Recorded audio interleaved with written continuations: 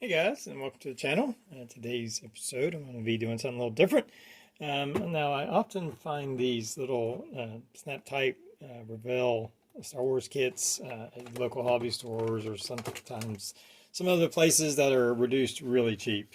This one was reduced down to $7.50, and I usually pick up one or two. Not that I'm going to build a whole kit, but I think they are great for like kit bashing projects or parts or things of that nature. Just a lot of fun things you can do with it. So I've had this one sitting around for a while, kind of wondering what I'm going to do with it. And I have this old lamp. Let me put this in the frame. I had this old lamp that's been sitting around, and in the past, kind of thought about how the Millennium Falcon, how the rear section is very, the engines are very bright, and so I thought about doing a Millennium Falcon lamp, and I think using this old lamp that I no longer use would be a good base. Obviously, we won't use this metal shroud of the bulb, but this kind of this heavy base and this flexible metal part, we can use that. So I think this is actually a good kit for that because it's very sturdy, thick. So, it's not going to just be like a static model that's going to be fragile. This is actually really kind of meant to be played with anyway. But I do want to paint it up and give it a nice look, but I'm not worried about it being super accurate or anything of that nature.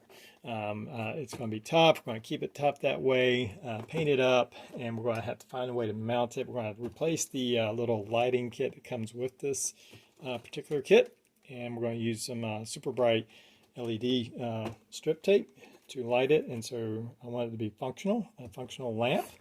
And so that's the plan. We'll have to get in. It shouldn't be too hard to light that section. We'll have to make some modifications, obviously.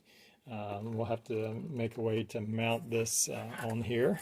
Now, I've removed the bulb already. And it looks like it has like a little nut holding this shroud in here. But we're going to have to take this apart. Obviously, we're going to have to replace all the wiring. And here it says this is like 120 volts, which is way too much, so we can't use any of that wiring, so we'll have to remove all that.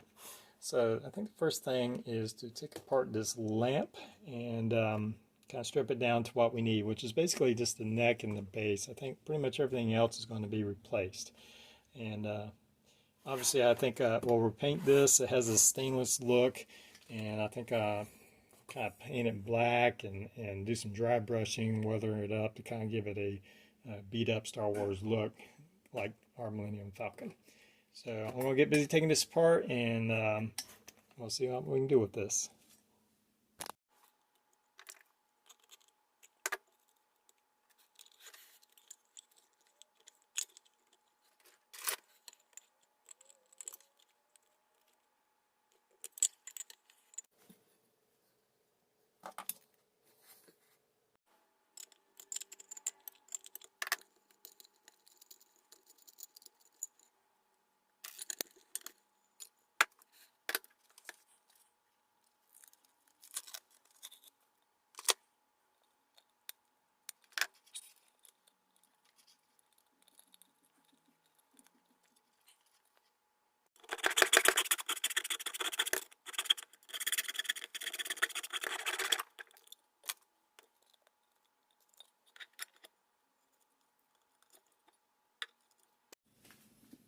All right, so my lamp came apart without too much effort. For the moment, I left these wires in here. I may pull those out.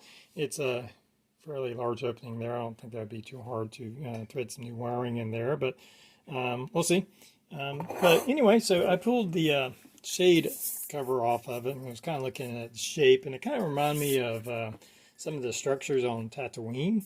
And I was thinking if I drill this out, this part that I could slide it over and it would fit, so it would have it right there. Maybe do like a structure on Tatooine, paint it up, maybe add some details to it. Just kind of thinking about that way we can put this to good use. It's a shame to throw this away. Such a nice shape to go on there. But everything else came off pretty good. We do have like a threaded nut here that hopefully I can utilize this to secure our Millennium Falcon onto this lamp here, this hopefully be able to kind of thread, make an opening, and then bolt it on for a nice secure fit. So that's the plan right now. Now I need to go ahead and open up my Millennium Falcon and start planning on how I'm going to attach it and do the lighting, and also work on seeing if that will work. All right, got my Millennium Falcon out here, and as you can see, it's a really basic model if you've never seen one of these snap kits before from Revell. There's no screws, the parts all come loose, and there's not a whole lot of them. You do get a clear engine cover, which hopefully I can still use. It has a light blue tint to it, but I don't think with the LEDs I'm planning on using that's going to really matter. It may just have a little bit of a blue tint. Now the bottom has all these spaces. You have this sound module. Obviously we're not going to use this, but it also fills in some gaps. You have spaces for the landing gear. Now I'm not going to worry too much about the bottom. It's not going to be visible to visible, and again, this is just a lamp, so I'm not worried about being super detailed on here and wasting a lot of time trying to cover this up. I'll probably just put in the landing gear, glue it in position. I plan on just running the lamp up through here, so I'll make some kind of solid piece here that the lamp connection can connect to. And as you can see, I've cut through this lampshade cover here, and I had kind of used my Dremel, and we'll fill that in later with something or another, but I'm liking how that's going to look. I think that'll give it a nice appearance. So anyway, so it'll be attached here and probably painted up in sections. I'm not going to worry about trying to do any special lighting other than the engine lighting. So we can probably assemble everything and then attach it, attach this to the lamp, and then we can attach the rest of the model. But we'll paint it all up. Now it comes pre-painted, and you could probably just do some weathering on it and put a flat coat, and it'll probably look okay. But I think I'm going to go ahead and repaint the whole thing, give it a little bit of that kind of look. Now I'm not worried, again, not worried about being super detailed on this, and just have it be a nice little lamp to look at. I believe all my parts are in here. So, oh yes, on this part, like I said, this is the one of the engine grills. I'm going to have to cut this loose. We'll just take a small saw and we'll cut this part out, and we'll attach that in here, because we're going to need that space.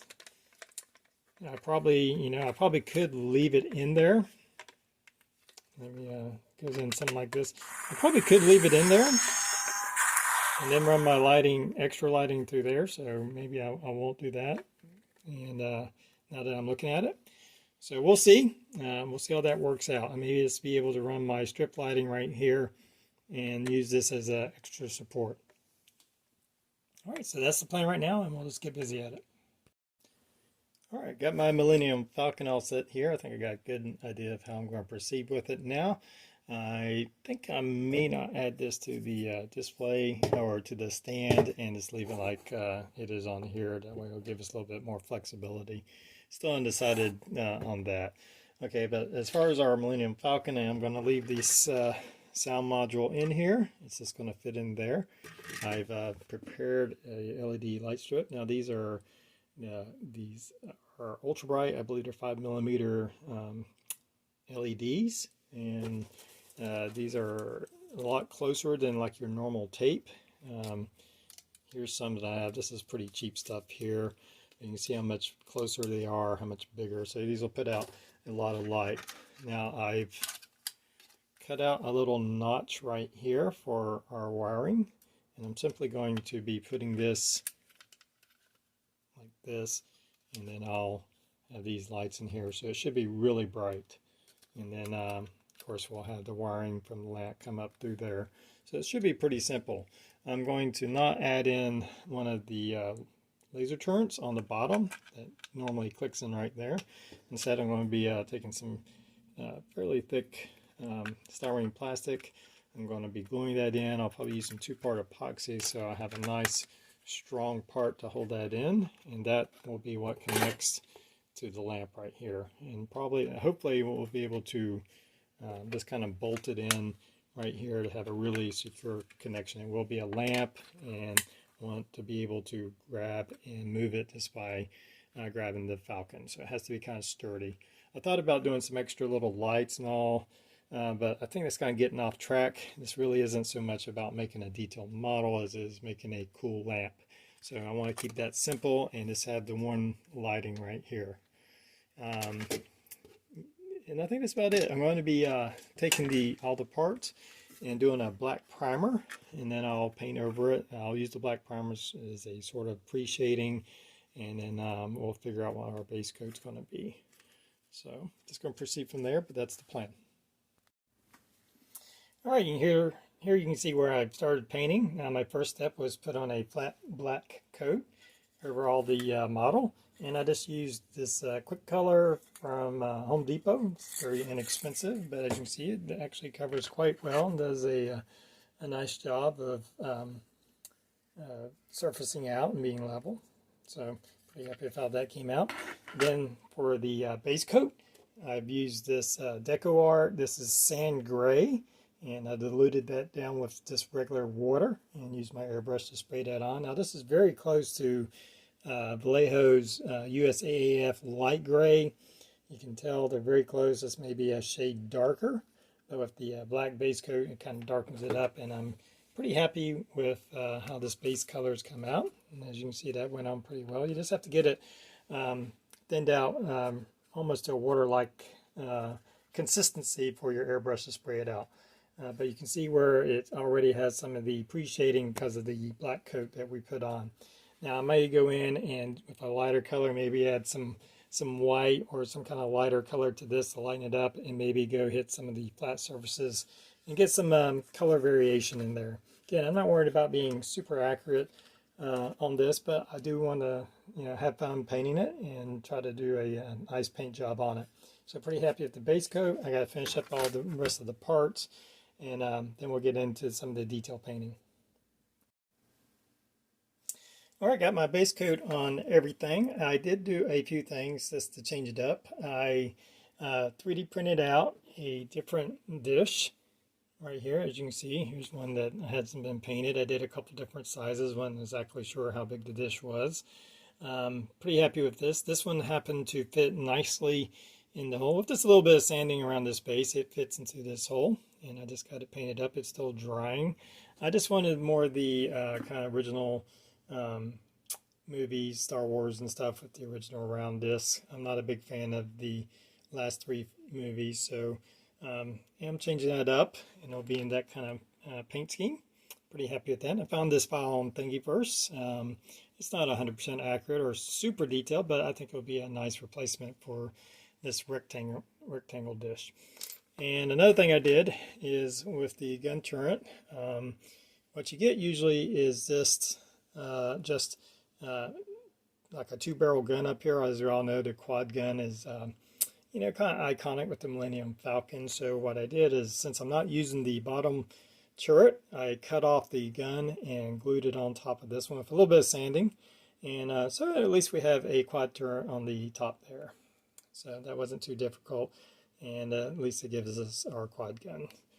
I've attached our plate right here to where it'll attach to our stand, and my hole's a little off center, but it's not a big deal. It's going to be mounted, and you really won't see that too much. So I did some 2-part epoxy to first attach this plastic styrene to the model, and then I filled all in with some hot glue just to give it some extra strength, and it's on there really good. I don't think you'll have any problems holding the model for the lamp, and because I know that if you want to move the lamp around, you'll probably grab the ship. So all that's in place. The landing gear has been super glued so it doesn't go down. And I have all my basic painting done. From here, I think I'm just going to try to hand paint the details. It's such a small kit. I don't feel like trying to mask off some of these little tiny areas. So I'm going to try to hand paint it and see how that works out. And so we'll just go from there. We'll get on to the painting of our model and get it all detailed up.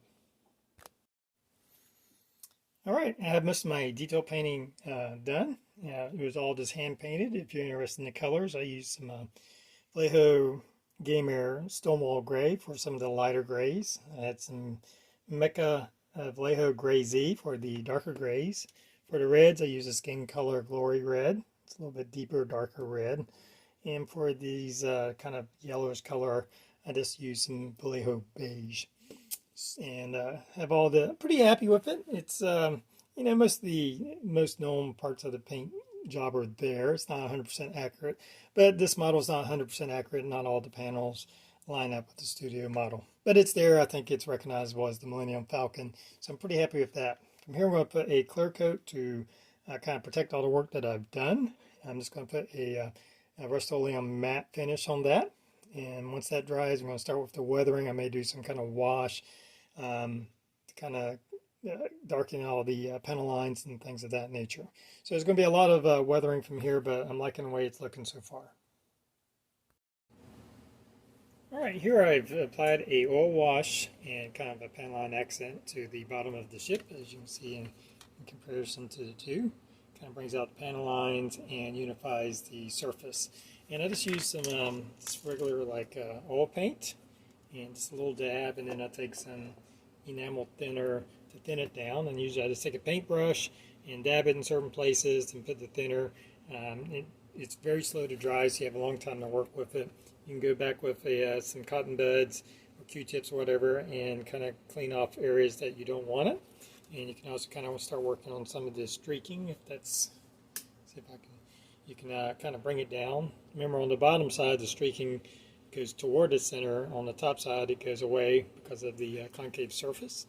So, but pretty happy with how that turned out, so I'm going to work on getting that done. Now, after I get this, I'll go ahead and put another clear coat to protect that. And then I'm going to do some dry pastels and some weathering stuff to do some more detailed weathering. We've still got a lot of rust and dirt and grime to put on this. Well, here is my finished Millennium Falcon desk lamp. It's more of a novelty than it is a practical lamp. It does emit some light in there, but it's not super bright because of the narrowness of the engine outlet right there. But it does cast out some light, and I think it's pretty cool. So I finished up. Sorry I didn't show you putting the light strip in, but all I did was kind of hot glue it in to the back over where the pre-existing LEDs were at. And so we had like this long strip that ran the entire length of the engine, I guess the opening for the engines. I finished up with my painting, doing detail, did a little pastel work. Wasn't worried about being super accurate with the paint job. Just kind of in the ballpark of what the Millennium Falcon looks like. I just is running off a 12-volt LED tape power supply. And we can cut it on and cut it off. The sounds still work. Not that they're great, but that one's kind of okay, but the other ones are kind of, I don't know quite where they got those sound effects from. So, neat little project. Again, more of a novelty than it is a practical lamp, but I still think it turned out pretty cool. Anyway, hope you've enjoyed the video. Until next time, everybody have a good one.